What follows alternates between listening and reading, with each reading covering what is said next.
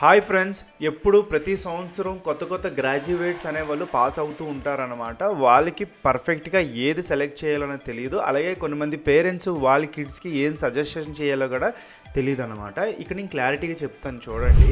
Suppose సాఫ్ట్వేర్లో మీరు call పెట్టాలి అంటే ఇప్పుడున్న కాలంలో ఒక సాఫ్ట్వేర్ అనేది dependent on front end, back end, testing and DevOps అనమాట, డెవలప్మెంట్ ఆపరేషన్స్. ఓకే, దీంట్లో అన్నీ నేర్చుకునే అవసరం లేదు. మనం ఏదైనా ఒక్క స్ట్రీమ్ మనం పట్టుకుంటే, ఫర్ ఎగ్జాంపుల్ ఫ్రంట్ ఎండ్ గురించి నీకు ఫ్రంట్ ఎండ్ మీద వీడియోస్ చేస్తాను కాబట్టి HTML, CSS, Java script compulsory రావాలి. వీటిలో మినిమమ్ ఒక 50 ప్రాజెక్ట్స్, ఓకే, ఒక 50 ప్రాజెక్ట్స్ చేస్తే చాలా మంచిది. ఇది అయిపోయిన తర్వాత అంటే యూట్యూబ్లో చాలా ఉంటాయి, మన ఛానల్లో కూడా ఉన్నాయి.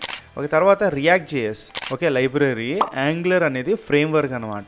దీంట్లో చాలామంది రియాక్ట్ జేఎస్కి వెళ్తారు ఎందుకంటే ఇది మార్కెట్లో బాగుందని. నేను అడ్వైజ్ ఏమి ఇస్తానంటే సెలెక్ట్ ఎనీ వన్, దాన్ని బాగా మాస్టర్ చేయండి. మీరు దేనివైనా మాస్టర్గా ఉంటే డెఫినెట్గా అవి మీ వెనకన వస్తాయి.